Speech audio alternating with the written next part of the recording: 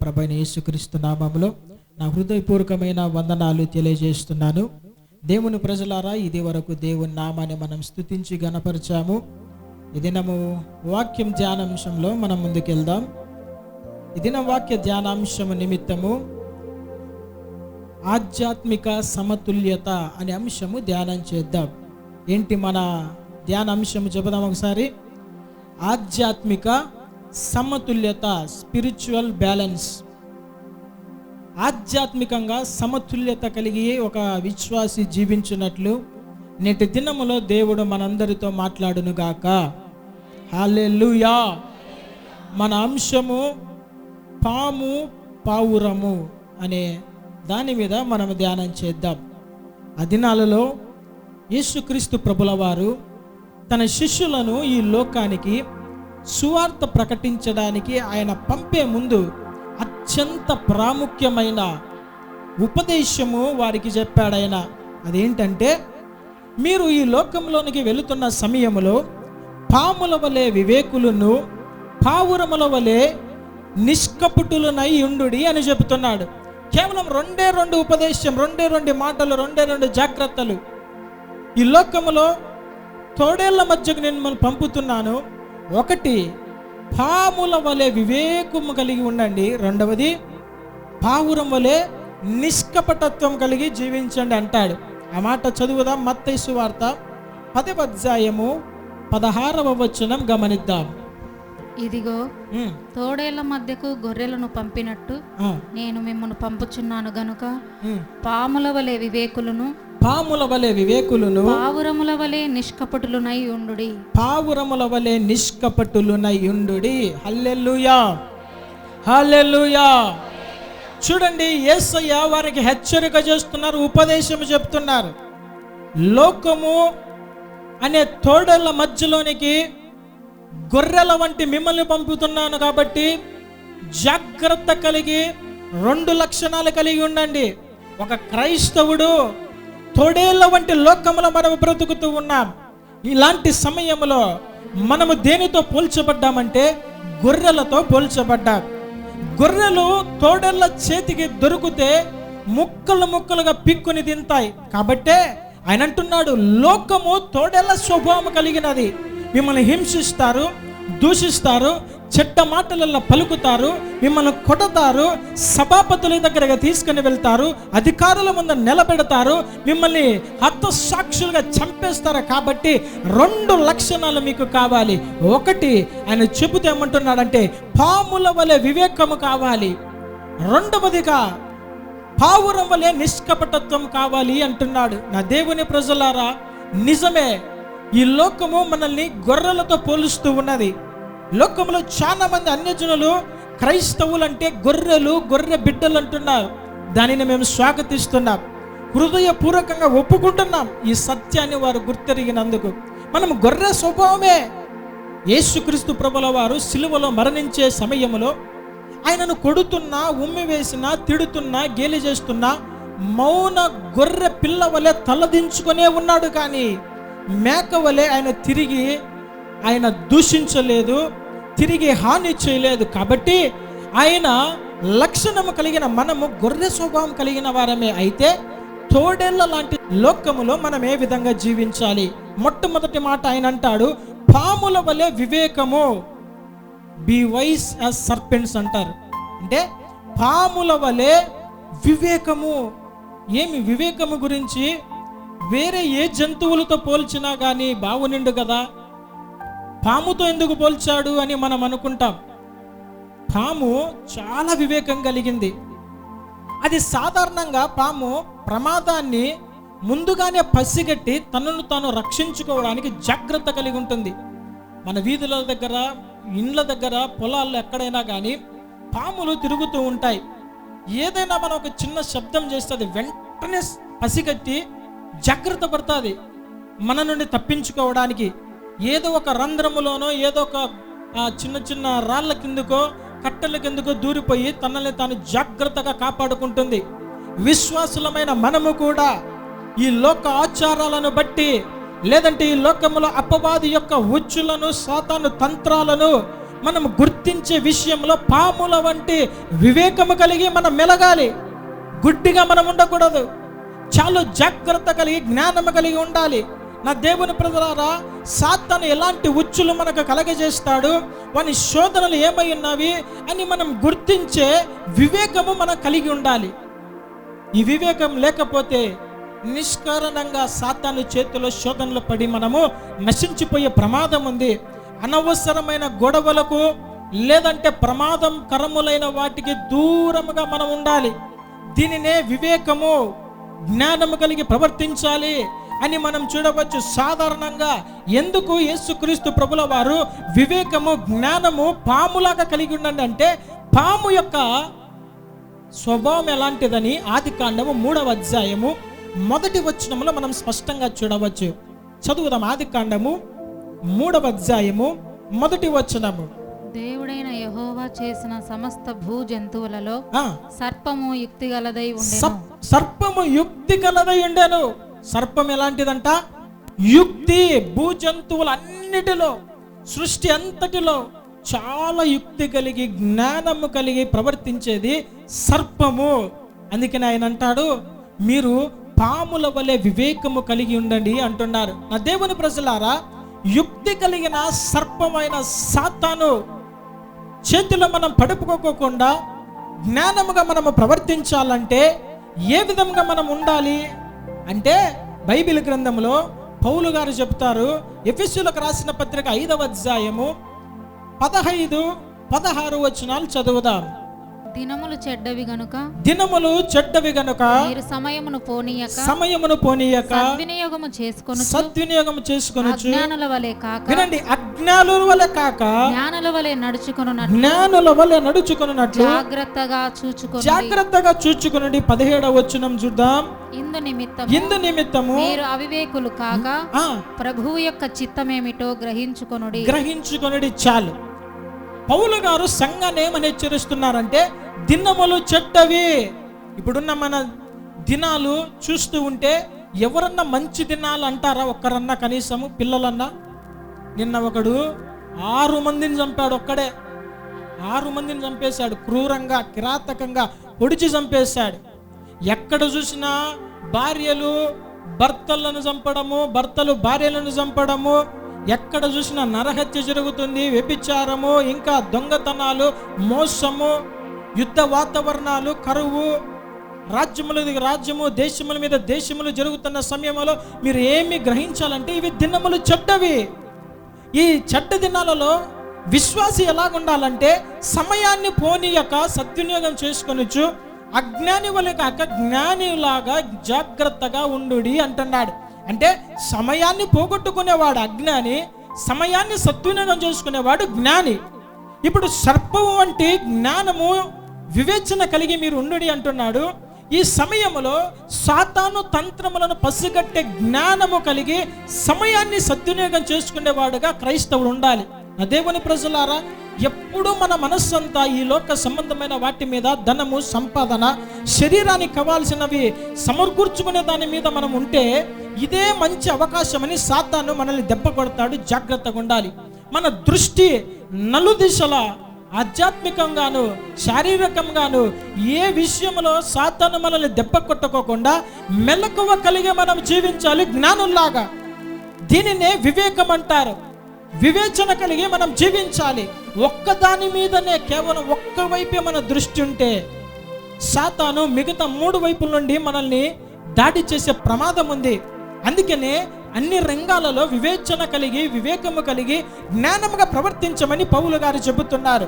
నా దేవుని ప్రజలారా, ఎలాంటి వివేచన కలిగి మనం జీవించాలి, ఎలాంటి వివేకము కలిగి మనం జీవించాలి అని చెబితే 3 విషయాలు చెప్తాను. మొట్టమొదటగా మనము అపవాది తంత్రములను గ్రహించే వివేచన కలిగి మనం జీవించాలి. పౌలు గారు ఈ లోకములో జీవిస్తున్న సమయంలో సాతాను ఏ రూపంలో శోధన తీసుకొని వస్తాడో గ్రహించడమే వివేకము కలిగి ఉండడము. పాము ఏ చిన్న శబ్దమైనా కానీ వెంటనే తనను తాను రక్షించుకోవడానికి ఏదో మంచి సేఫ్ ప్లేస్లోకి అది దక్కుంటుంది. వెళ్ళి మనుషులు ఉన్నంత వరకు కూడా అది బయటికి రాదు. దాని జ్ఞానం అది. మనము కూడా మన విరోధి అయిన అపవాది గర్జించు సింహం వలె ఎవరిని మృంగుదునా అని వెతుకుచూ తిరుగుతున్న సమయములో జాగ్రత్త కలిగి మనల్ని మనం కాపాడుకోవాలి. హల్లెలూయా. పౌలు గారు అంటారు చూడండి, కొరింథీయులకు రాసిన 2వ పత్రిక 2వ అధ్యాయము 11వ వచనం గమనిద్దాం. నేనేమైనను క్షమించి ఉంటే సాతాను మనలను మోసపరచుకుంటున్నట్లు నీ నిమిత్తము క్రీస్తు సముఖమునందు క్షమించి ఉన్నాను. సాతాను తంత్రములను మనము ఎరుగని వారము కాము. వినండి, ఎలాంటి వివేచన కలిగి మనం ఉండాలంటే సాతాను తంత్రములను గ్రహించే వివేచన కావాలి. ఆమేన్. హల్లెలూయా. మనకుందా ఆ వివేచన, ఆ జ్ఞానము మనకుందా? ఎవరైనా చెప్పగలరా ఆ జ్ఞానం నాకుందని? ఈ లోక సంబంధముగా శత్రువు మన మీద దాడి చేస్తాడు అని రకరకాల మనము జాగ్రత్తలు పడుతూ ఉంటాం. లోక సంబంధమైన జంతువుల నుండి తప్పించుకోవడానికి బయటికి వెళ్తే ఎవరన్నా కుక్కలంటే భయపడేవారు 2 రాళ్ళు జోలో పెట్టుకొని పోతూ ఉంటారు. ముసలోళ్ళు అయితే కట్ట పట్టుకొని తిరుగుతూ ఉంటారు. ఎందుకు? కుక్క దాని స్వభావం ఎప్పుడు ఎట్లా మారుతుందో తెలియదు, ఉన్నట్లుండి అది దాడి చేస్తుంది. జాగ్రత్త పడతాం. ఇంకా రోగాలు రాకుండా మన శరీరాలను చాలా జాగ్రత్తగా చూసుకుంటాం. ఆర్థిక నష్టాలు రాకోకుండా చాలా జాగ్రత్తగా డబ్బును ఖర్చు పెడతాం. అయితే ఆధ్యాత్మికమైన జీవితంలో సాతాను తంత్రములు గ్రహించినట్లు వివేచన ఉన్నదా? ఏ విధముగా సాతాను మనలను దాడి చేసి వాడు నశింప చేస్తాడనే జ్ఞానము కలిగి ఉన్నామా? దీనినే పాము వంటి వివేకము మనకు కావాలి అని దేవుడు చెబుతూ ఉన్నాడు. నా దేవుని ప్రజలారా, ఏ విధముగా సాతాను మోసము చేస్తున్నాడు? ఆయన అంటాడు, సాతాను మనలను మోసపరచుకుంటున్నట్లు మనము అపవాది తంత్రములను ఎరుగని వారము కాదు. ఒక ఆధ్యాత్మికమైన రంగములో ఉంటున్న ప్రతి క్రైస్తవుడు కూడా సాతాను ఏ విధంగా దాడి చేస్తాడనేది గ్రహించగలిగిన జ్ఞానం ఉండాలి. ఒకటి, సాతాను సమాధానము దొంగిలించడానికి వారు వచ్చాడు. ఆదిలో దేవునికి మానవునికి మధ్యలో ఉన్న మంచి సంబంధాన్ని దెబ్బ కొట్టి ఇద్దరికి ఎడబాటు కలిగించాడు. ప్రస్తుత దినాలలో కూడా ఒక కుటుంబంలో తల్లిదండ్రుల మధ్య పిల్లలకు, భార్యాభర్తల మధ్యలో, ఇంకా బంధువులకు, ఇరుగు పొరుగు వారికి, సంఘంలో అయితే విశ్వాసులకు, సహోదరి సహోదరులకు, సేవకులకు, విశ్వాసులకు వాడు సమాధానము లేకుండా చేస్తున్నాడు. ఆదిలో వాడు చేసిన పనే అసమాధానంలో కలిగించేవాడు సాతాను. అప్పుడు మనం ఎలా ఉండాలి తెలుసా? ఈ అసమాధానం కలిగించేవాడు సాతాను. సాతాను తంత్రములు మనం ఎరుగని వారము కాదని వాని తంత్రములు ఎరిగి మనము వానిని ఎదిరించాలా. ఎదిరించడం అంటే ఏంటి? సాతానును తిట్టడము, కొట్టడము మన వల్ల కాదు. ఏం చేయాలి? సాతానును మనం ఎదిరించాలంటే ఏ వ్యక్తితో నీకు అసమాధానం ఉందో ఆ వ్యక్తి దగ్గరికి వెళ్ళి పూర్తిగా నిన్ను నువ్వు తగ్గించుకొని సమాధాన పడి మొదట నీకున్న ఆ ప్రేమ, ఐక్యత ఏదైతే ఉందో దాన్ని తిరిగి మళ్ళా కలిగించుకోవడమే. హల్లెలూయా, హల్లెలూయా. యేసయ్య ఏం చేశాడంటే మానవునికి దేవునికి మధ్యలో ఏదైతే ఎడబాటు ఉందో దానిని సంధి కుదర్చడానికి వచ్చి సమాధానార్థమైన బలిగా ఆయన అర్పించబడి తిరిగి దేవుని మానవుని పరిశుద్ధపరిచి వారిద్దరిని ఏకము చేశాడంట. నా దేవుని ప్రజలారా, ఈ దినాన ఏ అసమాధానం అయితే నీ కుటుంబంలో, సంఘములో, సేవకులకు, నీ యొక్క రక్త సంబంధికులకు, ఇరుగు పొరుగు వారికి అసమాధానం కలగజేస్తున్నదో అది సాతాను తంత్రము. దానిని ఎరిగి ఎదిరించే శక్తి మనకు కావాలి. హల్లెలూయా. దానినే వివేకం అంటారు. జ్ఞానము లేకపోతే, అసమాధానం కలిగితే వాడు మాట్లాడకపోతే నాకేం నష్టం లేదు, వాడే తగ్గించుకోడా, వానికి ఎంత ఉంటే నాకెంత, ఆమెకి ఎంత ఉంటే నాకెంత, వాడేంది నేనేంది అనే కఠినత్వము సాతాను మనలో తీసుకొని వస్తాడు.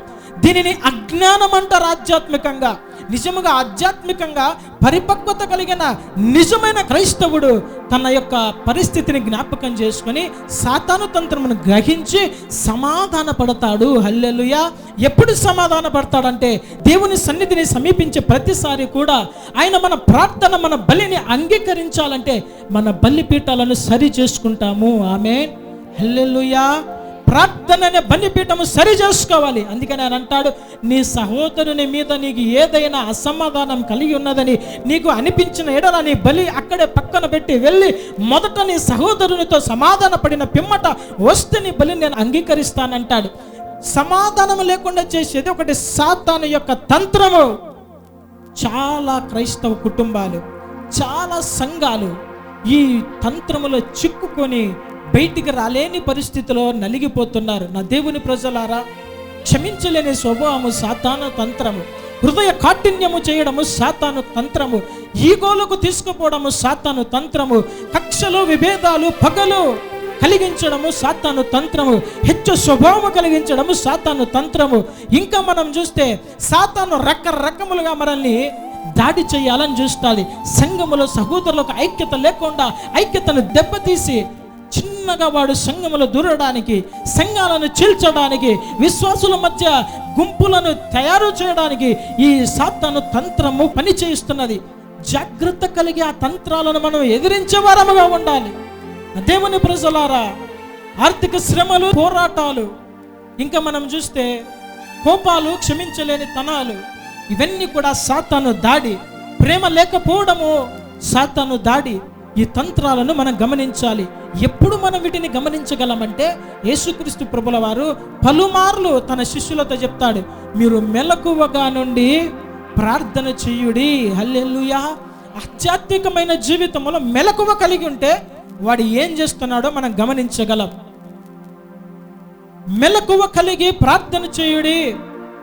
మెలకువ కలిగే సాతాను కలిగిస్తున్న వాడు వేసే ఉచ్చులలో పడిపోకుండా జాగ్రత్తగా ఉండుడి అంటాడు. అంటే మనము సాతాను తంత్రాలు గుర్తించగలిగిన పరిస్థితి మనకు ఎప్పుడు ఉంటుందంటే, మంచి ప్రార్థన జీవితము, ఆత్మచేత నడిపించబడే పరిస్థితి ఉన్నప్పుడు ఆత్మ జ్ఞానము, వివేచన నిన్ను నడిపిస్తుంది, నీకు జ్ఞానము కలిగిస్తుంది. నిజముగా ఇది సాతాను తంత్రం అని తెలుసుకొని దాని నుండి బయటపడినట్లు ప్రార్థనలో నీకు సహాయం చేస్తారు. దేవుని ప్రజలారా, ఏది చేసినా కానీ ఒక నిర్ణయం తీసుకునే ముందు ఈ మాట అంటే, ఈ పని చేస్తే భవిష్యత్తులో ఇది ఎంత దూరం వెళ్తుంది, దీని పరిస్థితుల ప్రభావం ఏమిటి, దీని ద్వారా కలిగే నష్టాలు ఏమిటి, లాభాలేంటి అని ఆలోచించగలిగిన శక్తి వివేచన అంటారు. ఆత్మీయ జీవితంలో సాతాను తంత్రమును గ్రహించలేని అజ్ఞానం మనకుంటే పడిపోయే ప్రమాదం ఉంది. జాగ్రత్త. రెండవ విషయం నేను చెబుతాను, మాటలో, మన ప్రవర్తనలో వివేకము కలిగి ఉండడమే మనము పాము వంటి వివేచన శక్తి కలిగి ఉండడము. నా దేవుని ప్రజలారా, ఎప్పుడు ఏం మాట్లాడాలా, ఎలా మాట్లాడాలా, ఎక్కడ మౌనముగా ఉండాలి, ఎక్కడ నీ నోరు తెరవాలి అనేది తెలుసుకోవడమే వివేకము కలిగి ఉండుట. బైబిల్ గ్రంథంలో సామెతల గ్రంథము 12వ అధ్యాయము 16వ వచనం గమనిద్దాం. మూఢుడు కోపపడునది నిమిషములోనే బయలుపడును, వివేకి నిందను వెల్లడిపరచక ఊరకుండును. చూడండి, వివేకి అంట నిందను వెల్లడిపరచక ఊరకుండును. మూఢుడు కోపపడునది నిమిషములోనే బయలుపడును అంటే తన కష్టాలను వీడు బహిర్గతం చేస్తాడు. అంటే ఏ సమయంలో నోరు ఎక్కడ విప్పాలా, ఎక్కడ విప్పకూడదు, ఎక్కడ మౌనంగా ఉండాలా, ఎక్కడ ఏం మాట్లాడాలా అని తెలియకుండా గబగబా మాట్లాడేవారు ఉంటారు. దానిని బట్టి కుటుంబంలో నష్టాలు తెచ్చుకునేది, బాంధవ్యాల మధ్య ఎంతో నష్టాలను తెచ్చుకొని, నా నోటి ద్వారానే నేను ఇంత చేసుకున్నానని చివరికి పశ్చాత్తాపపడే పరిస్థితికి వచ్చేవారు చాలామంది ఉంటారు. అంటే మాటల విషయంలో వివేచన కలిగి ఉండాలి. ఎందుకంటే బుద్ధిమంతుడు ఇది మంచి దినాలు కావు అని తన నోరును మూసుకొని మౌనంగా ఉంటాడంట. ఆ మాట చూడండి, ఆమోసు గ్రంథము 5వ అధ్యాయము 13వ వచనం గమనిద్దాం. ఇది చెడు కాలము గనుక, ఇది చెడు కాలము గనుక ఈ కాలమున బుద్ధిమంతుడు ఊరకుండును, ఈ కాలమున బుద్ధిమంతుడు ఊరకుండును. హల్లెలూయా, హల్లెలూయా. చూడండి, క్రైస్తవుడు ఇవి చెడ్డ కాలాలు కాబట్టి మనము బుద్ధిమంతులమై ఊరకుండాలి. ఎవరి విషయము జోక్యం చేసుకోవద్దు, ఎవరిని ఏ మాట అనవద్దు. వద్దు, ముసలమ్మ ముచ్చట్లలో నువ్వు ఏదో ఒక మాట చెబితే అది తీసుకుపోయి వారి కుటుంబంలో చెప్పి నిన్ను ఇంత మాట అన్నారు, అంత మాట అన్నారు అని కుటుంబాలలో గలాటలు, అసమాధానాలు, కక్షలు, విభేదాలు ఎక్కడొస్తాయంటే మాటలలో జ్ఞానం లేకపోవడం వల్లనే. అందుకనే వివేకి నిందని వెల్లడిపరచక ఊరక ఉంటాడు. నీ జ్ఞానం ఎంతైనా ఉండని, అది లోక సంబంధమైన జ్ఞానము. నువ్వు ఎంతవరకు నీ నోటిలో ఉంచుకుంటే అంత మేలు. నాకు జ్ఞానం ఎక్కువ ఉంది కదా అని అందరి దగ్గర దాన్ని నువ్వు ప్రదర్శిస్తే చివరికి నష్టాన్ని తెచ్చుకుంటావు. జాగ్రత్త. ఇప్పుడు ప్రతిరోజు అనుదిన జీవితంలో, లోకములో కావచ్చు, మనకు కావచ్చు, సమస్యలు ఏ విధంగా వస్తున్నాయంటే ఈ నోరు ఊరుకుండకపోవడం వల్లనే.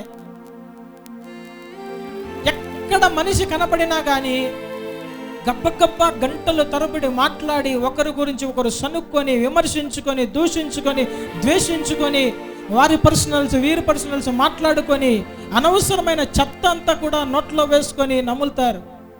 దానివల్లనే ఇన్ని సమస్యలు. మూగోడు ఉన్నాడు అనుకోండి, మూగోనికి ఎవరికి ఏ గలాటలు ఉండవు. నువ్వు ఎప్పుడైనా గమనించినారా? మూగోడు ఎవరితో గలాట పడాడు. ఎందుకంటే వాని నోరు ఊరుకుంటుంది. ఈ నోరు, నాలుక గురించి బైబిల్ ఏమనిందంటే, నాలుక, నోరు ఇది అగ్ని వంటిదంట. ఒక చిన్న అగ్ని నిప్పు పెద్ద అడవులను తగలబెడతాదంట. నాలుక కూడా అంత గొప్ప ద్రోహ కార్యాలు చేస్తుంది, అంత గొప్ప చెడ్డ పరిణామాలను మనకు కలిగిస్తుంది. కాబట్టి మాటల గురించి వివేకము కలిగి ఉండాలి. హల్లెలూయా. శత్రువు పొంచి ఉన్న సమయములో అనవసరమైన మాటలు ప్రమాదానికి దారితీస్తాయి. జాగ్రత్త పడండి. శత్రువు ఏం చేస్తున్నాడు? కుటుంబాలలో చిచ్చు పెట్టాలని, అసమాధానాలు పెట్టాలని చూస్తున్న సమయంలో మాటలు జాగ్రత్తగా ఉండాలి.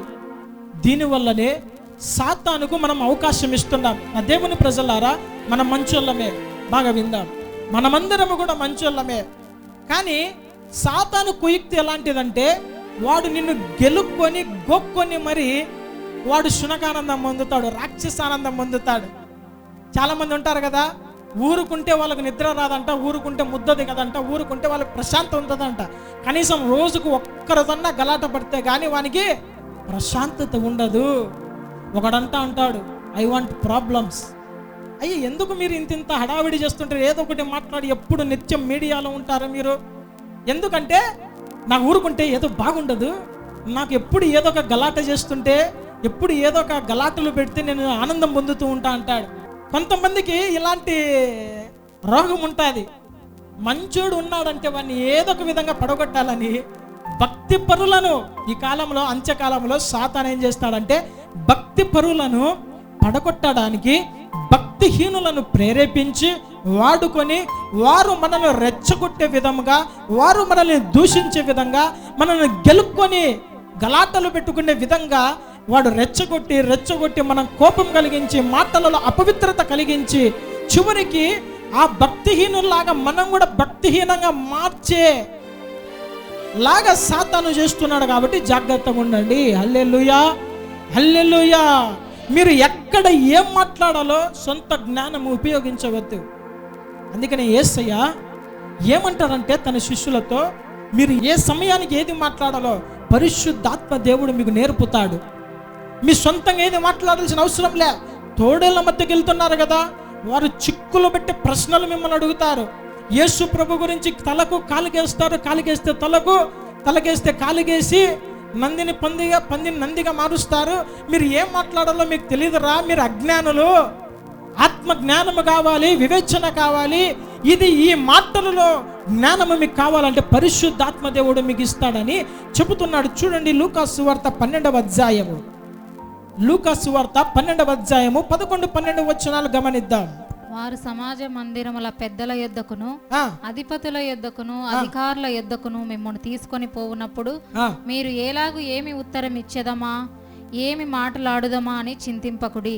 మీరేమి చెప్పవలసినదియు పరిశుద్ధాత్మ ఆ గడియలోనే మీకు నేర్పుననెను. పరిశుద్ధాత్మ గడియలోనే మీకు నేర్పును. ఆమేన్, హల్లెలూయా. వినండి బాగా. పరిశుద్ధాత్మ దేవుడు మీరు సమయానుకూలంగా ఏం మాట్లాడాలో ఆయనే చెప్తాడు. మనము కూడా ఎవరన్నా మనకి ఏదన్నా ఒకటి మాట ఏదన్నా అడిగినా కానీ జ్ఞానముతో ప్రత్యుత్తరం ఇచ్చే వివేచన దేవుని దగ్గర నుండి మనం పొందుకోవాలి. హల్లెలూయా. యేసుక్రీస్తు ప్రభుల వారు అదే చెప్తున్నారు. మీరు ఏది మాట్లాడాలో అధిపతుల ఎదుట, అధికారుల ఎదుట, పెద్దల దగ్గర ఏం మాట్లాడాలో మీ అంతటి మీరు మాట్లాడకూడదు. భయపడవద్దు. పరిశుద్ధాత్మ దేవుడు నీకు వాక్శక్తిని ఇస్తాడు, మీకు నేర్పుతాడు. యోగ్యమైన మాట ఏది, ఏ ప్రశ్నకి ఏ మాట, ఏ సమాధానం ఇవ్వాలని ఆత్మ జ్ఞానము దేవుడు మీకు దయచేస్తాడని వారికి చెప్తున్నాడు. అందుకనే మన మాటల గురించి వివేచన కలిగి మనం ఉంటే నీతి మంతులంగా తీర్పు పొందుతాము. ఆమేన్, హల్లెలూయా. అదే యేసు ప్రభుల వారు అంటారు, మత్తయి సువార్త 12వ అధ్యాయము 36-37 వచనాలు గమనిద్దాం. నేను మీతో చెప్పున్నదేమనగా మనుష్యులు పలుకు వ్యర్థమైన ప్రతి మాటను గూర్చియు విమర్శ దినమున లెక్క చెప్పవలసి ఉండును. నీ మాటలను బట్టి నీతిమంతుడవని తీర్పు నందుదువు, నీ మాటలను బట్టి అపరాధివని తీర్పు నందుదువు. చాలు, ఇక్కడ చూడండి. నీ మాటల గురించి జ్ఞానము కలిగి ఉండు. ఒకవేళ నీ మాటలు సరిగా ఉంటే నువ్వు నీతిమంతుడవైతావు. నీ మాటలు సరిగా లేకపోతే నువ్వు అపరాధివైతావు. జాగ్రత్త. హల్లెలూయా. తీర్పులో మనం మాట్లాడే ప్రతి మాట దేవుని సన్నిధిలో లెక్క అప్పచెప్పాలి. జాగ్రత్త కలిగి, ఆత్మ వివేచన కలిగి, ఎంత కొద్దిగా మాట్లాడాలా, ఎవరితో ఏం మాట్లాడాలా, ఏ సమయాన ఏ మాటలు మాట్లాడాలా అన్ని జాగ్రత్త కలిగి, పాము వంటి వివేకము కలిగి మనం నడుచుకుంటే తప్ప ఈ లోకంలో మనం జీవించలేము. దేవుని ప్రజలారా, వివేచన కలిగి మాటలలో జాగ్రత్తగా ఉందాం. మూడో విషయము, సమయాన్ని ఏ విధంగా సద్వినియోగం చేసుకోవాలో వివేకము కలిగి మనం ప్రవర్తించాలి. ప్రమాదకరమైన ఈ యొక్క లోకములో దేవుని పనిని ఎలా సాగించాలో వ్యూహాత్మకంగా మనము జరిగించాలి. ఈ జ్ఞానం కలిగి ఉండాలి. చూడండి, కొలస్సీయులకు రాసిన పత్రిక 4వ అధ్యాయం 5వ వచనం గమనిద్దాం. సమయమును పోనీయక సద్వినియోగం చేసుకొనుచు సంఘమునకు వెలుపటి వారి ఎడల జ్ఞానము కలిగి నడుచుకొనుడి. ఎవరి దగ్గర జ్ఞానము కలిగి నడుచుకోవాలంటే సంఘము వెలుపరి వారి ఎదుట. అంటే అన్యజనులు, దేవుడంటే ఎరుగని ప్రజలు, భక్తి అంటే తెలియని వారి దగ్గర నీ సమయాన్ని వ్యర్థము చేసుకోకుండా, సమయాన్ని సద్వినియోగం చేసుకుంటూ వారి ఎడల జ్ఞానము కలిగి నువ్వు ప్రవర్తించాలి. దేవుని ప్రజలారా, సంఘము వెలుపట్టి వారి ఎడల మనం జ్ఞానము కలిగి ప్రవర్తించడం అంటే మన సమయాన్ని ఏ విధంగా మనము ఉపయోగించుకుంటున్నాం. వ్యర్థమైన మాటలలో దోషముండక మానదు, అధికమైన మాటలలో దోషముండక మానదు, విస్తారమైన మాటలలో దోషముండక మానదు, విస్తారమైన జోకులలో దోషముండక మానదు. కాబట్టి నీ సమయము సంఘము వెలుపటి వారి దగ్గర వ్యర్థమైన మాటలకు నువ్వు కేటాయించుకోకుండా నీ జ్ఞానం ఏ విధంగా ఉండాలంటే క్రీస్తుని గురించిన మాటలు వారికి చెప్పి క్రీస్తు ప్రేమను తెలియజేసి ప్రేమతో ఆత్మను రక్షించుకునే ఆత్మ జ్ఞానము మనకు కావాలి. హల్లెలూయా. నీ ప్రవర్తన సంఘము వెలుపటి వారి ఎలా సరిగా లేకపోతే, జ్ఞానముగా ప్రవర్తించకపోతే ఆత్మను రక్షించుకోలేవు. రెండవదిగా నీ ప్రవర్తనలో బ్యాడ్ ఇంప్రెషన్ వస్తుంది. అంటే చెడుగా నీ ప్రవర్తనకు ముద్ర వేయబడుతుంది. సమయం ఉంది కదా నీ వ్యర్థమైన తిరుగుళ్ళు, వ్యర్థమైన మాటలు, వ్యర్థమైన సంభాషణలు చేస్తూ నీ సమయాన్ని ఆధ్యాత్మికమైన వాటి కోసం ఉపయోగించకుండా లోక సంబంధమైన వాటి దగ్గర వ్యర్థపరుచుకుంటే అది ఏమాత్రం దేవుని దృష్టికి న్యాయమైనది కాదు. దేవుని ప్రజలారా, ఎంత కొద్దిగా మాట్లాడాలో, ఎంత కొద్దిగా నీ ప్రవర్తన లోకస్తుల దగ్గర ఉండాలో అంతవరకే ఉండాలి. అధికముగా చూపిస్తే అధికముగా నువ్వు నష్టపోతావు. జాగ్రత్త. అదినాలలో సంఘపు వెలుపటి వారి ఎడల జ్ఞానము కలిగి సమయం సద్వినియోగం చేసుకోమంటే పౌలు గారు పౌలుశీలలు కొట్టబడినప్పుడు, చెరసాలలో వేయబడినప్పుడు సమయాన్ని ఏ విధంగా సద్వినియోగం చేసుకున్నారంటే వారు ఆ సమయము కూడా పాటలు పాడుచు, కీర్తనలు పాడుచు, దేవుణ్ణి ప్రార్థించుచు ఎప్పుడైతే ఉన్నారో ఆ సమయంలో అందరూ కూడా పాటలు వింటూ ఉన్నారు. చెరసాల ఒక్కసారిగా బ్రద్దలైంది, అన్ని గేట్లు ఓపెన్ అయిపోయాయి, అందరూ విడుదల పొందారు. అయితే ఈ సమయాన్ని ఏ విధంగా పౌలు గారు ఉపయోగించుకున్నారు తెలుసా? సంఘపు వెలుపటి వారి ఎదుట ఆ సమయాన్ని ఒక కుటుంబాన్ని రక్షించడానికి ఉపయోగించుకున్నాడు. హల్లెలూయా, హల్లెలూయా. చెరసాల నాయకుడు కుటుంబం రాత్రికి రక్షించబడినట్లుగా మనం చూడవచ్చు. అంటే నీకు ఇవ్వబడిన సమయము ఏ విధము చేతనైనా కానీ నీ సొంతము కోసము కాక ఆధ్యాత్మికంగా ఆత్మల కోసము నువ్వు వాడాలి. దీనిని జ్ఞానం అంటారు. సమయాన్ని ఏ విధముగా వాడాలి, ఎలా ఖర్చు చేయాలి, ఈ సమయము దేవునికి ఏ విధంగా నేను ఆదాయం తెచ్చేవానిగా ఉండాలి అని జ్ఞానము కలిగి ప్రవర్తించాలి. దీనినే వివేచన అంటారు. పౌలు గారు ఆ విధంగా చేశారు. తాను ఉన్న కఠినమైన పరిస్థితులు కూడా కొట్టి ఒక పక్కన పడేసినా కూడా మళ్ళా అదే నామం గురించి ప్రకటించాడు. హల్లెలూయా. అదే చెరసాల నాయకుని దగ్గర తన యొక్క ఆత్మ జ్ఞానాన్ని ఉపయోగించాడు. ఒక కుటుంబాన్ని దేవుని కోసం రక్షించగలిగిన వాడైపోయాడు. నా దేవుని ప్రజలారా, ఈ దినాన మనకు దేవుడిచ్చిన సమయాన్ని బట్టి ఒక దినాన ఆయన ప్రశ్నిస్తాడు, నీకు ఇచ్చిన సమయంలో ఏం చేశావు కుమారుడా కుమార్తె అంటే నీవు ఎక్కువగా చెప్పేది ఏంటంటే లోక సంబంధమైన వాటి కోసం ఎంత ఖర్చు పెట్టావో అదే మన లిస్టులో ఉంటుంది. దేవుని కోసం ఏం చేశామంటే ఏం చేయలేదు. యవనస్తుడా ఏం చేశావు? బాగా తిరిగానయ్యా, సినిమాలు చూశాను, బైకులు, షికారులు, రీల్స్, టైం వేస్ట్ చేశాను, బాగా ఫంక్షన్లు అంట, పార్టీలంట, అర్ధరాత్రులు తిరిగాను అంటే నీకు యవ్వన బలం ఇచ్చాను, నీకు శక్తినిచ్చాను, నీవు నా కోసం ఏం చేయలేకపోయావంటే నీ దగ్గర సమాధానం లేదు.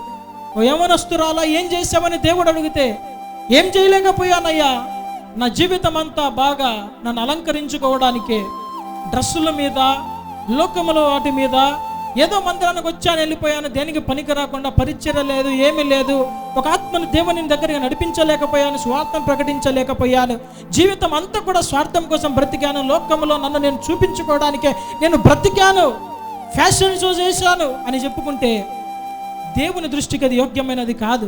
జాగ్రత్త పడదాం. ఏ విధముగా సమయాన్ని సద్వినియోగం చేసుకుంటున్నాం? ప్రార్థన చేస్తున్నావా? వాక్యం చదువుతున్నావా? ఆత్మలకు స్వార్థ ప్రకటిస్తున్నావా? దేవుని పని చేస్తున్నావా? ఏది నీ జ్ఞానమైన ప్రవర్తన? నీ సమయము కోసం దేవుడు అడిగినప్పుడు సమాధానం చెప్పడానికి సిద్ధంగా ఉన్నావా? జాగ్రత్త పడదా. అంచె దినాలలో సమయము పోనిచ్చేవాడు అజ్ఞాని, సమయాన్ని సద్వినియోగం చేసుకునేవాడు జ్ఞాని. మరి నేటి దినంలో నీవు కావచ్చు, వాక్యం వీక్షిస్తున్న వారు కావచ్చు, ఇక్కడ కూర్చున్న ప్రతి ఒక్కరూ కూడా సమయాన్ని ఏ విధంగా సద్వినియోగం చేసుకుంటున్నాం అనేది దేవుడు ప్రశ్నించినప్పుడు నీ దగ్గర సమాధానం ఉండాలి. జాగ్రత్త. నా దేవుని ప్రజలారా, రెండవ విషయము, ఇది వరకు పాముల వలె మనము వివేకము కలిగి ఉండమని చెప్పినారు కదా. రెండవ మాట, పావురముల వలె నిష్కపటత్వము కలిగి ఉండుడి. పావురం వలె నిష్కపటత్వం, ఇన్నోసెంట్ యాజ్ డవ్స్ అంటే పావురం వలె నిష్కపటత్వం.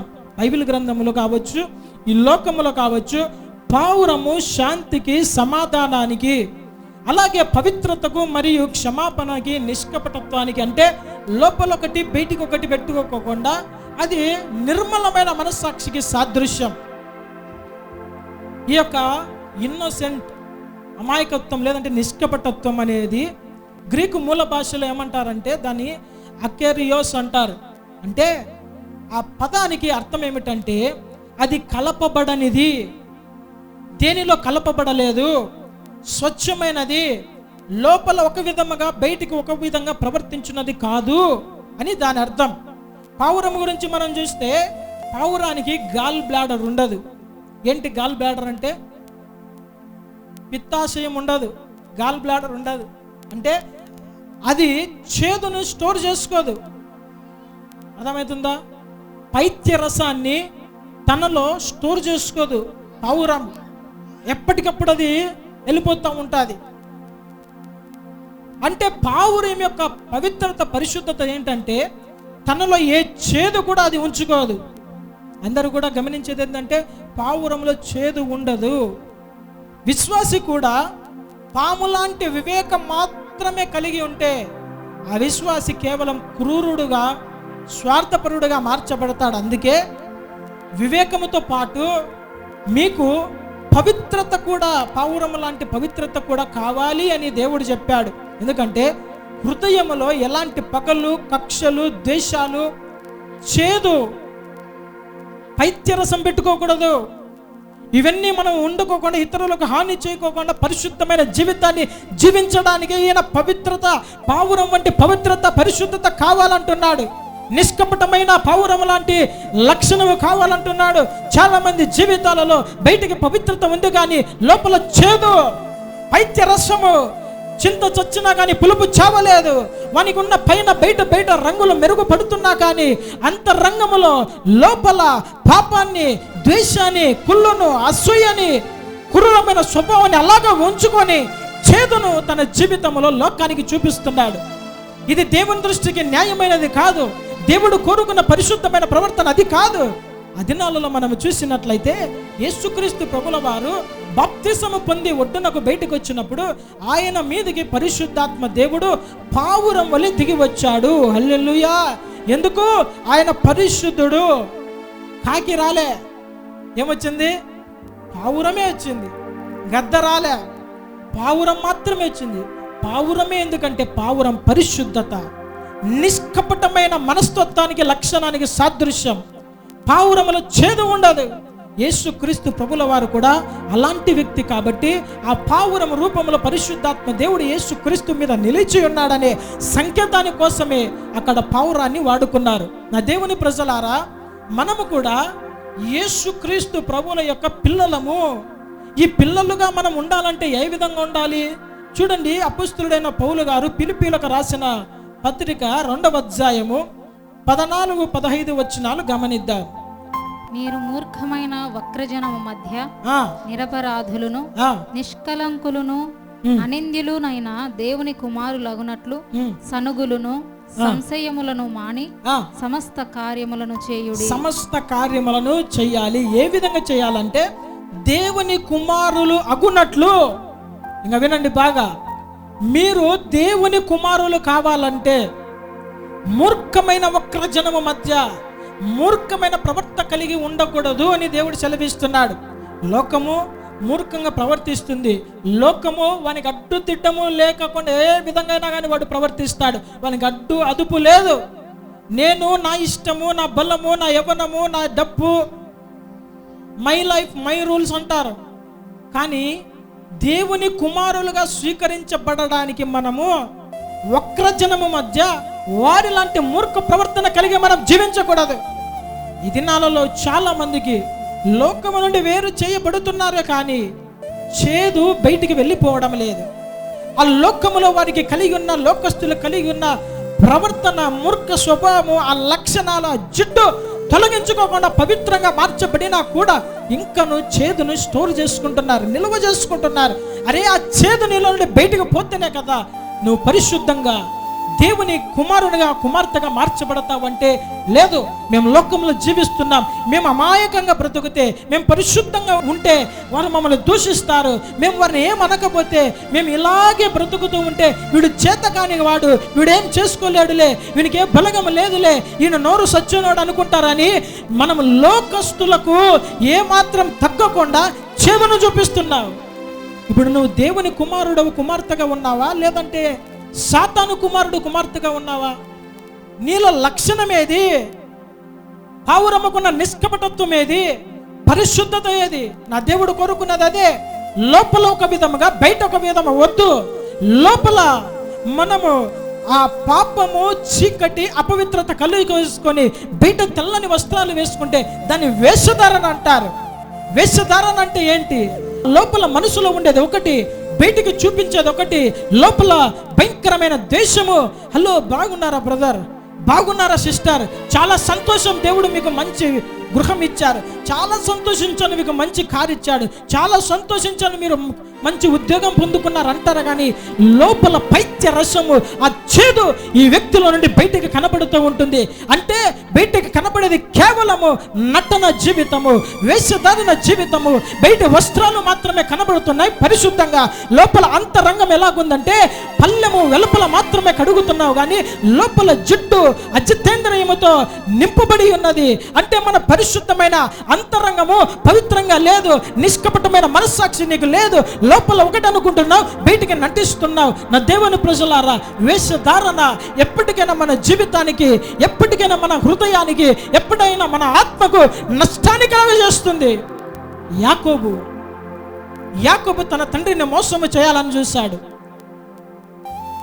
యాకోబు తన తండ్రికి చర్మము కప్పుకొని మోసము చేశాడు.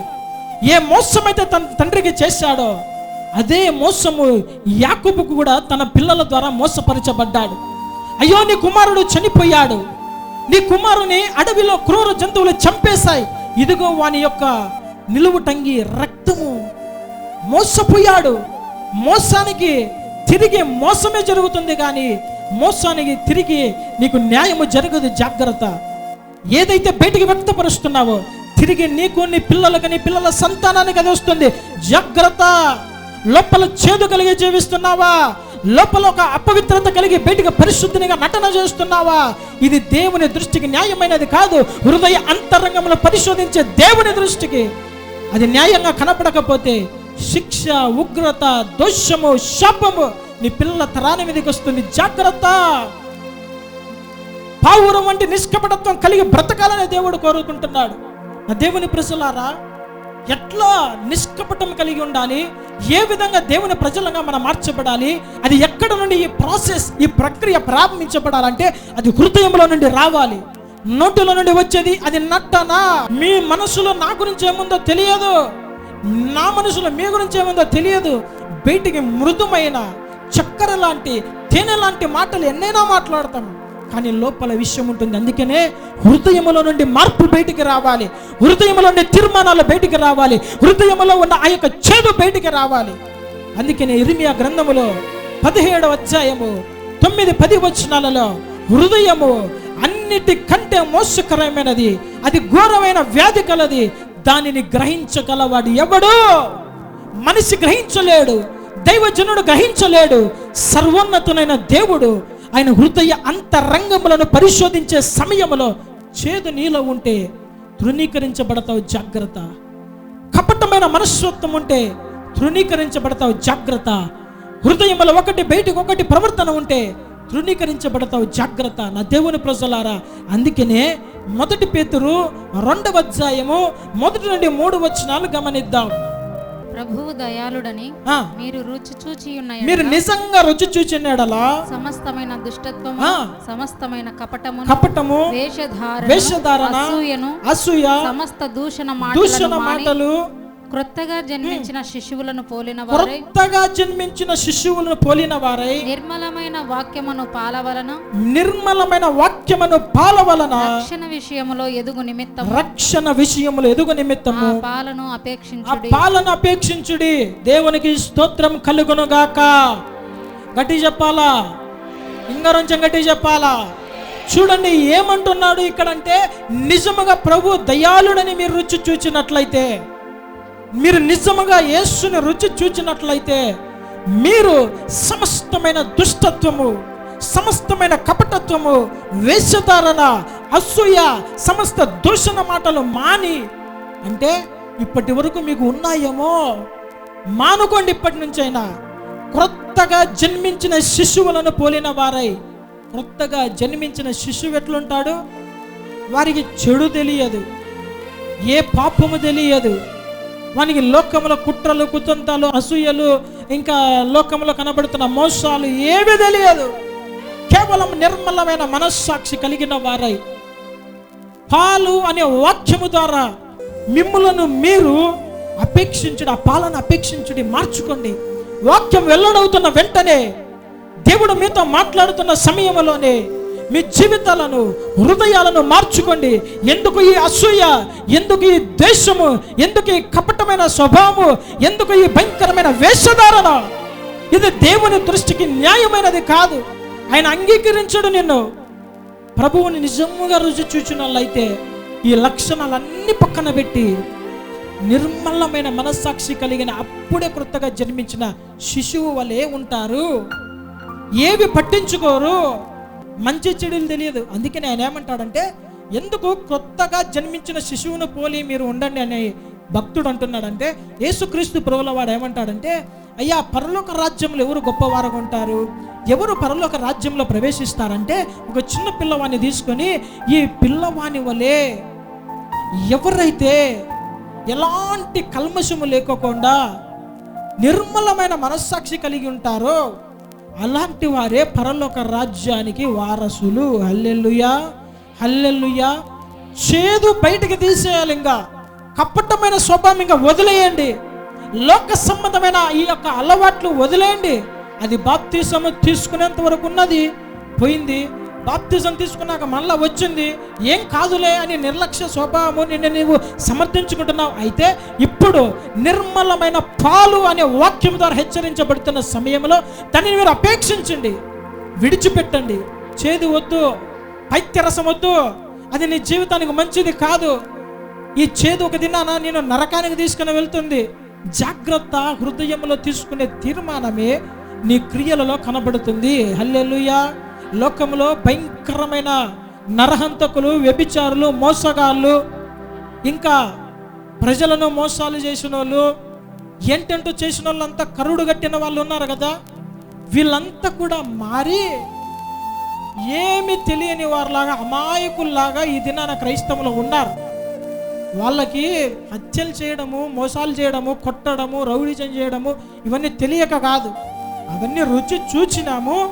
అయితే ఇప్పుడు దేవుణ్ణి మేము నిజంగా రుచి చూచాం కాబట్టి, ఆ చేదంతా మేము విడిచిపెట్టాం కాబట్టి, దేవుని పోలిన వారమై నిర్మలమైన మనస్సాక్షి కలిగి నిష్కపటంగా మేము బ్రతుకుతున్నామని సాక్ష్యం చెప్పేవారు ఉన్నారు.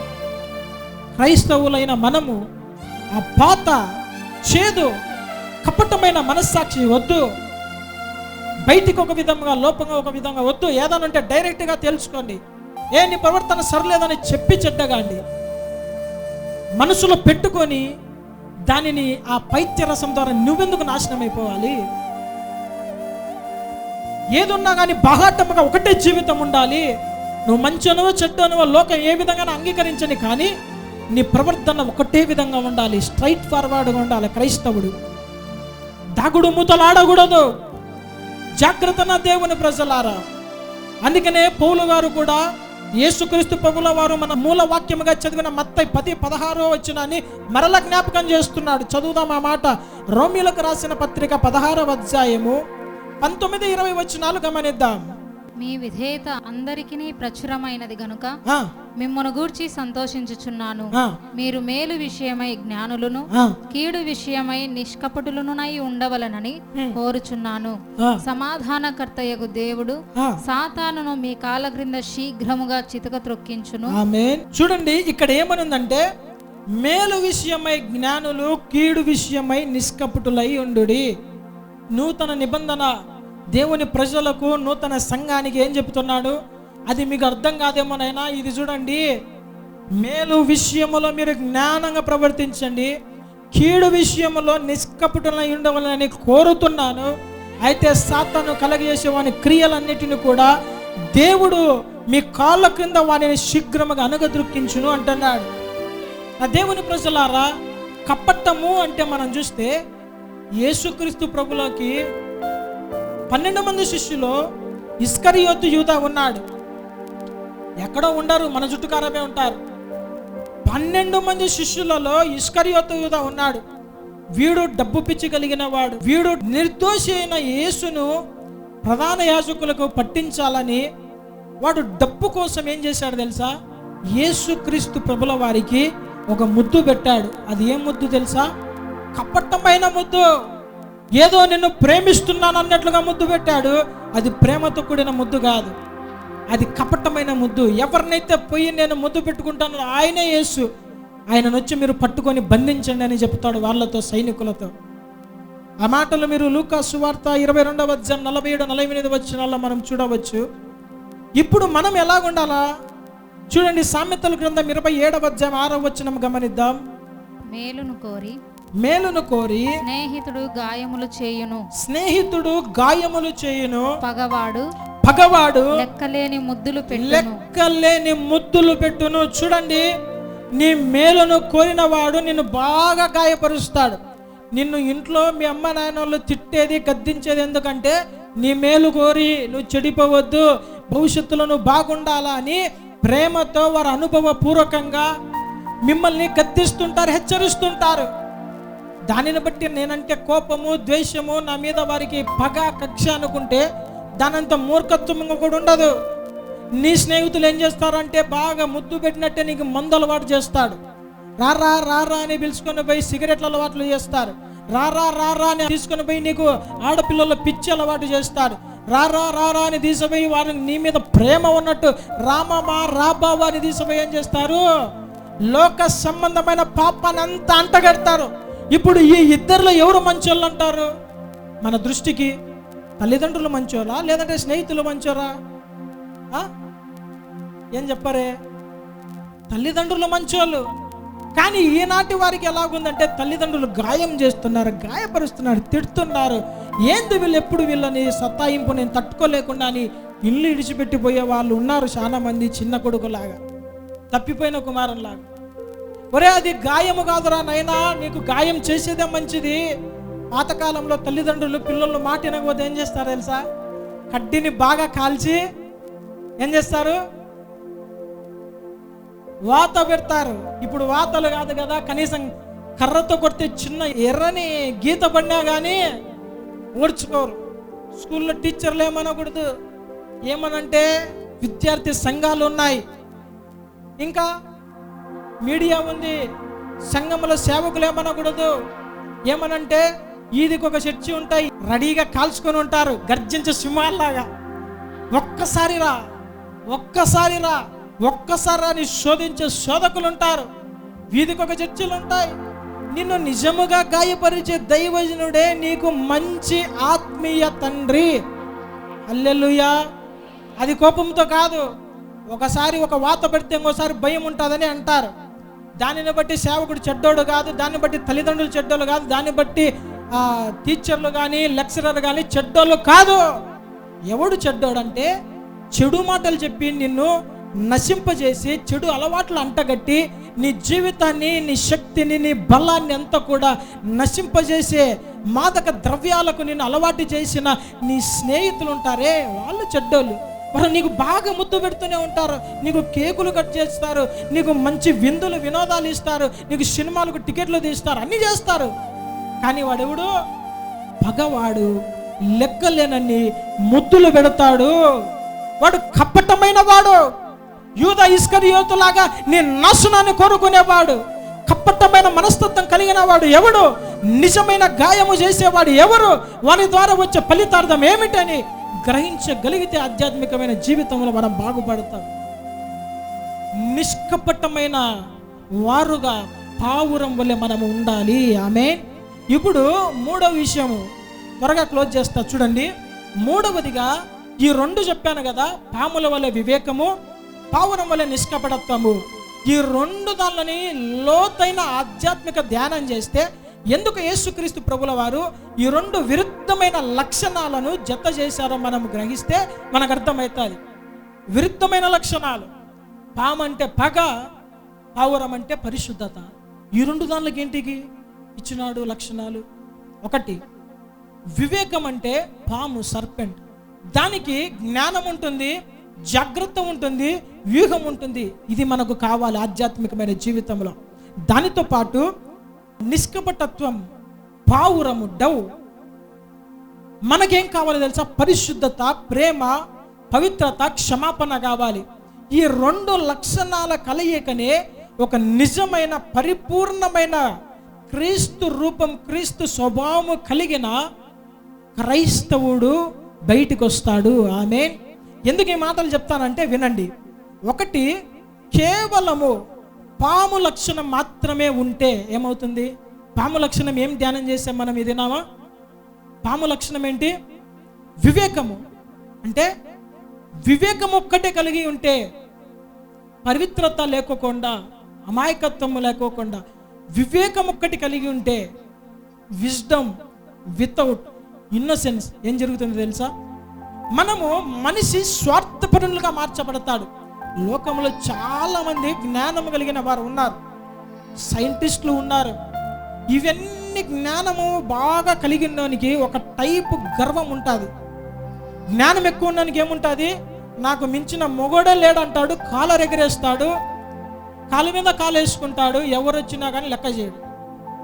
ఈ యొక్క స్వార్థపరునిగా, క్రూరునిగా, కుతంత్రాలు చేసేవానిగా, రాజపడే వ్యక్తిగా మార్చివేస్తుంది. ఆ దినాలలో అహీతోపెలు మంచి జ్ఞానం కలిగిన వాడే. ఈ అహీతోపెలు ఏం చేశాడు తెలుసా? గొప్ప జ్ఞానే, కానీ దావీదుకు ద్రోహం చేశాడు. మళ్ళీ ఇంటికి పోయినాక సారాంశం చదువుకోండి. సమూయేలు 2వ గ్రంథం 17వ అధ్యాయంలో ఉంటుంది. దావీదుకు ద్రోహము చేసిన వాడైపోయాడు. అబ్షాలోము విషయంలో చివరికి తన ప్రాణాలను ఉరిపోసుకొని చనిపోయాడు. రెండవ విషయము, కేవలము పావురం లక్షణం మాత్రమే మనం కలిగి ఉంటే, అంటే ఇన్నోసెన్స్ వితౌట్ విజ్డమ్, కేవలము పావురం వంటి పరిశుద్ధత మాత్రమే కలిగి అమాయకంగా నిర్మలంగా మనం ఉంటే మనం ఏమైపోతాం తెలుసా? మోసపోతాం. అపవాది యొక్క తప్పుడు బోధలనే ఉరిలో పడిపోతాం. ఉదాహరణకు మనం చూస్తే హవ్వ సాతాను యొక్క తప్పుడు బోధలో, తప్పుడు మాటలో పడిపోయి లోకంలోనికి పాపాన్ని తీసుకొని వచ్చిన మహారాణి ఎవరు? హవ్వ. ఆమె చేసిన పనికే ఇన్ని సావులు, మనకి ఇన్ని కష్టాలు. అందుకే ఆడోళ్ళని షాపింగ్ మాల్కి తీసుకొని పోతే భర్త ఆడోళ్ళ చేతులను పట్టుకొని తీసుకుపోతాడు. ఎందుకు తెలుసా? స్పీడ్గా లాక్కొని పోతాడు. ఏ అంగడి దగ్గర ఆగకూడదు, ఆ అంగడి దగ్గరకు వచ్చేసరికి మంచి మాటలు పెట్టి ఆ పక్క చూడు అని ఆ అంగడి దాటిపోయేంత వరకు చెయ్యి పట్టుకొని లాక్కుపోతాడు. వీళ్ళకి ఆశా నిగ్రహం ఉండవు, వీళ్ళకి నేత్రాశ ఎక్కువ. శరీరానికి కావాల్సిన వస్త్రాలు, అలంకరణ ఏమేమి ఉన్నావో ఇంట్లో నిండుగా బీరువాలు నిండా ఉన్నా వారికి ఏదన్నా ఒకటి కనపడితే కావాలా, ఆ కలర్ లేదు అంటారు. ఏమంటారు? ఆ కలర్ ఉంది కదంటే దాంట్లో కలర్లలో ఎన్ని రకాలు ఉన్నాయో ఆడోళ్ళకు బాగా తెలుసు. వైట్లో రకరకాల వైట్లు ఉన్నాయి, బ్లాక్లో రకరకాల బ్లాక్లు ఉన్నాయి, ఇవన్నీ వీళ్ళకు బాగా తెలుసు. అర్థమైందా? హవ్వ ఏం చేయబడింది? అమాయకత్వము ద్వారా, ఇన్నోసెన్స్, కేవలము జ్ఞానము లేకపోవట వలన, కేవలము నిష్కపటముగా ఉన్న దాని వలన సాతాను కుయుక్తిని గమనించలేక మోసపోయింది. ఉదాహరణ మనం చూస్తే అబ్షాలోము దావీదు రాజు మీద తిరుగుబాటు చేసి రాజ్యాన్ని తను చేజిక్కించుకోవాలనుకున్నప్పుడు యెరూషలేము నుండి ఏమీ తెలియని, ఏ పాపము తెలియని 200 మంది ఆయన వెంట గొర్రెల్లాగా పోయినారంట. మనము కూడా కేవలము పరిశుద్ధత ఉంది, అమాయకంగా ఉన్నాము, నిర్మలముగా ఉన్నాము, నిర్మలమైన మనసాక్షి ఉంది అంటే కుదరదీడా. దానితో పాటు మనకేం కావాలి? పాము లాంటి వివేకము కావాలి. హల్లెలూయా. సాతాను ఏ ఉచ్చులనైతే వేస్తున్నాడో వాని యొక్క ఉచ్చులని తప్పించుకోవడానికి, జ్ఞానము కలిగి ప్రవర్తించడానికి జ్ఞానాత్మ మనకు కావాలి. ఆ మాటలు సమూయేలు 2వ గ్రంథం 15వ అధ్యాయం 11వ వచనంలో మనం గమనించవచ్చు అబ్షాలోము గురించి. మూడవ విషయము, రెండింటి కలయిక మనకు కావాలి. అంటే పాము లాంటి వివేకము కావాలి, పావురం లాంటి నిష్కపటమైన లక్షణము 2 కావాలి. ఈ 2 కలిగి ఉంటే మన హృదయము పావురంలా పవిత్రంగా ఉండాలి, కానీ మన మైండ్ సెట్ ఎట్లా ఉండాలో తెలుసా? పాములాగా జ్ఞానము కలిగి చురుగ్గా ప్రవర్తించే వారముగా ఉండాలి. హల్లెలూయా, హల్లెలూయా. ఉదాహరణకు చెప్తాను, ఉదాహరణలు చెప్పి నేను ముగించేస్తాను. ఉదాహరణకు యేసుక్రీస్తు ప్రభుల వారు ఆ దినాలలో పరిసయ్యులు, మత్తయి సువార్త 22వ అధ్యాయం 21వ వచనం రాసుకోండి.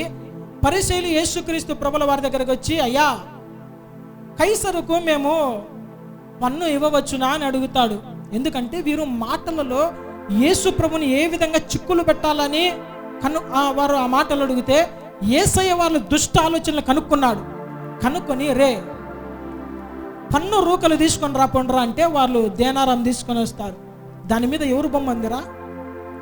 ఎవరు బొమ్మ ఉందంటే కైసరుది. దాని మీద ఉన్న అక్షరాలు ఎవరిటిరా అంటే కైసరువి. అయితే కైసరువి కైసరికి ఇవ్వండి, దేవునిది దేవునికి ఇవ్వండి. హల్లెలూయా. దీనినే వివేకము.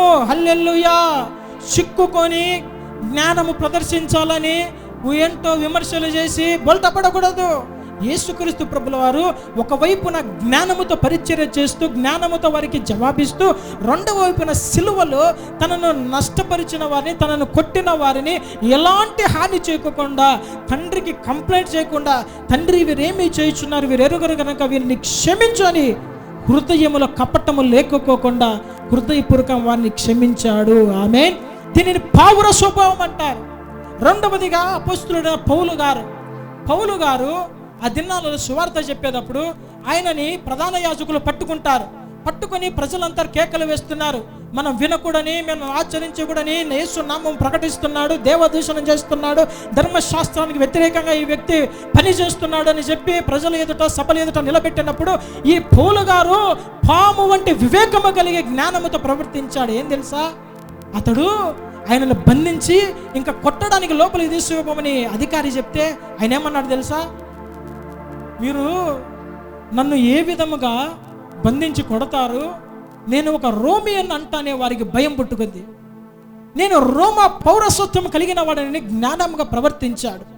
ఆ మాటలు మళ్ళీ చదువుకోండి. ఎక్కడ? అపోస్తుల కార్యముల గ్రంథం 22వ అధ్యాయము 25వ వచనంలో ఆ మాట ఉంటుంది. చాలా తెలివిగా తప్పించుకున్నాడు, ప్రాణాలను కాపాడుకున్నాడు. అదేవిధంగా సేవలోకి వచ్చేసరికి ఆయన నిష్కపటముగా ఒక తల్లిలాగా నేను సాత్వికంగా మీకు పరిచర్య చేస్తున్నాను అని తెస్సలోనికైలకు రాసిన మొదటి పత్రిక 2వ అధ్యాయము 7వ వచనంలో తన నిష్కపట స్వభావాన్ని ఆయన తెలియజేస్తున్నాడు. 3వ విషయము చెబుతున్నాడు.